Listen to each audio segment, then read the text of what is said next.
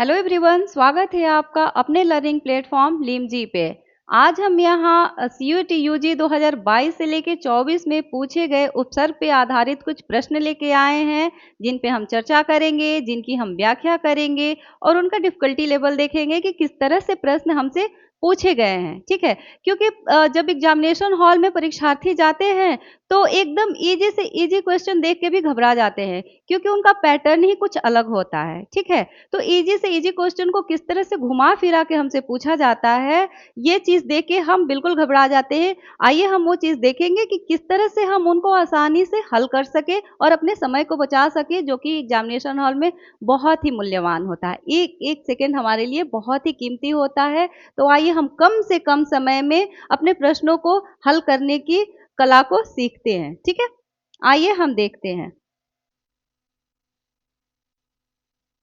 चूंकि ये प्रश्न उपसर्ग पे आधारित हैं, तो हम बहुत ही संक्षेप में जान लेते हैं कि उपसर्ग क्या होता है। हालांकि हम उपसर्ग डिटेल में यहाँ पे नहीं पढ़ रहे हैं, इसलिए हम बहुत डीप नहीं जाएंगे, सिर्फ थोड़े से में जानते हैं कि उपसर्ग किसे कहते हैं।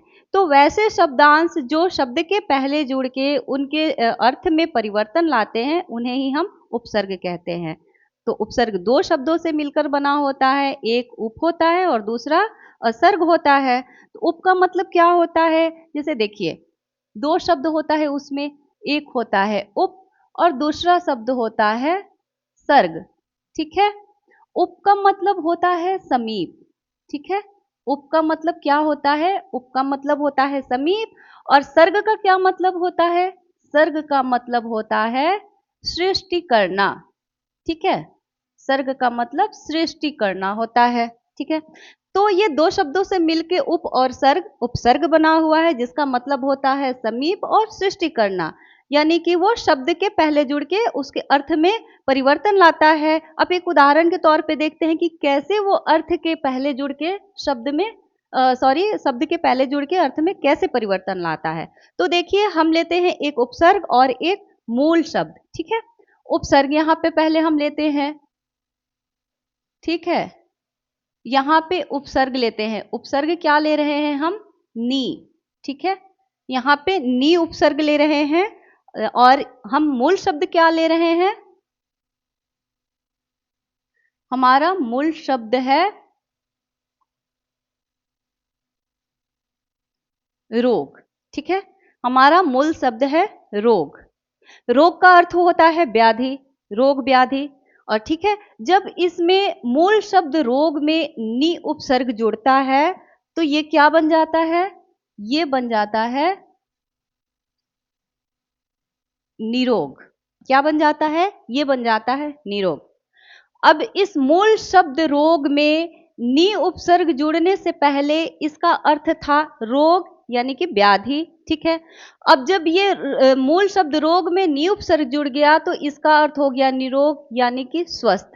तो ये अर्थ का बिल्कुल विपरीत अर्थ बनाता है। ठीक है, पहले मूल शब्द के अर्थ से दूसरा जब उपसर्ग जुड़ने के बाद जो बना है वो एकदम विपरीत अर्थ बना है निरोग। तो यही होता है उपसर्ग, कि शब्द के पहले जुड़ के अर्थ में परिवर्तन ला दे। ठीक है, तो मैं आशा करती हूँ कि आपको उपसर्ग समझ में आ गया होगा। ठीक है, अब हम प्रश्न पे आते हैं। ठीक है, तो प्रश्न क्या कहता है, हमारा पहला प्रश्न कहता है अध्यक्ष शब्द में कौन सा उपसर्ग निहित है। ठीक है, अब अध है, अक्ष है, अधि है या अध्य है। ठीक है, तो अध्यक्ष शब्द में अधि शब्द जो है उपसर्ग वो निहित होता है। ठीक है, अध कोई उपसर्ग नहीं होता है, अक्ष भी कोई उपसर्ग नहीं होता है और अध्य भी कोई उपसर्ग नहीं होता है। जो अधि है वो उपसर्ग है जो अध्यक्ष शब्द में निहित है। ठीक है, हम अधि से और क्या क्या बना सकते हैं, अधि से हम बना सकते हैं अधिनियम। अधि उपसर्ग से हम अधिनियम बना सकते हैं। और क्या बना सकते हैं अधि उपसर्ग से, हम अधि उपसर्ग से बना सकते हैं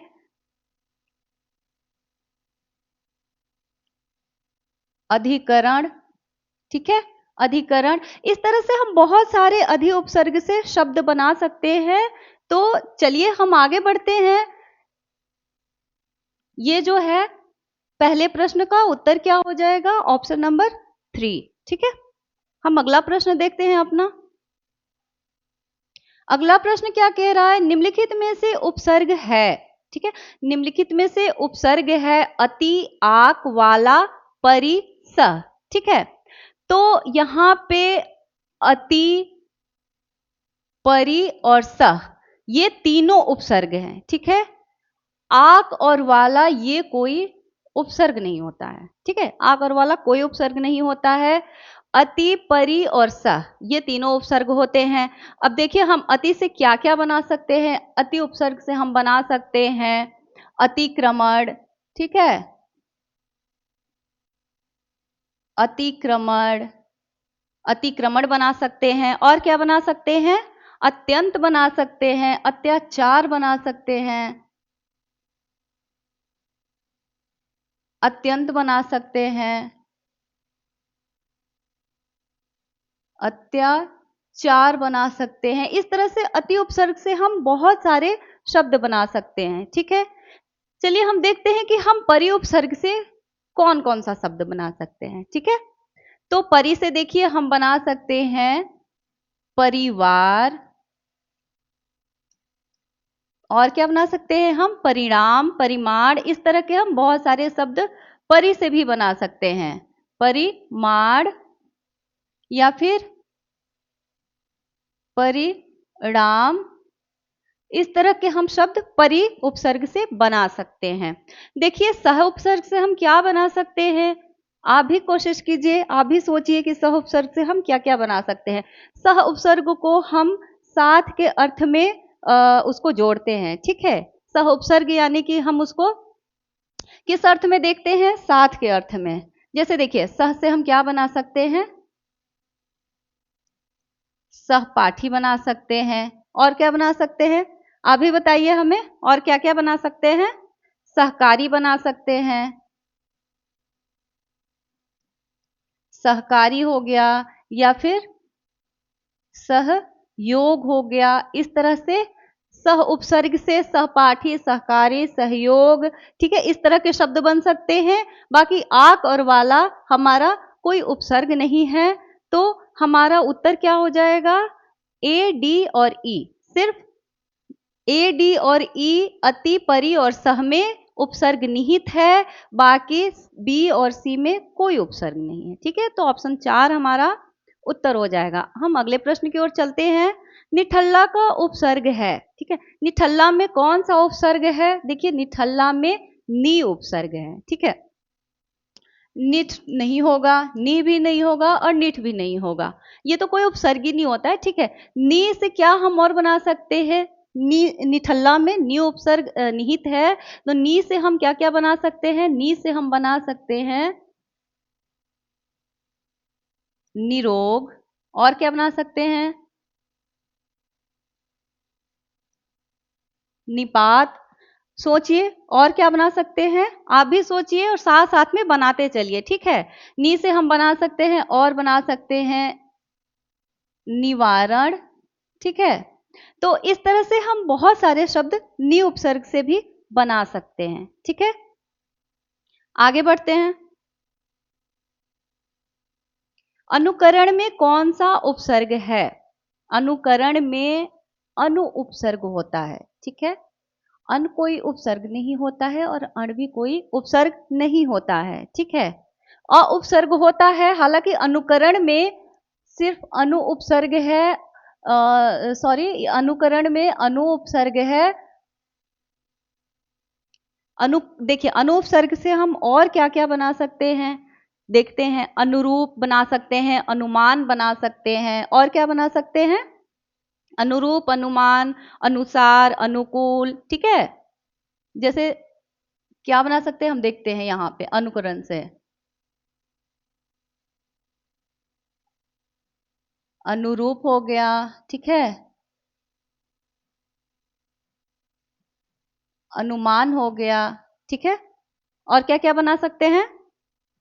अनुकूल, अनुसार,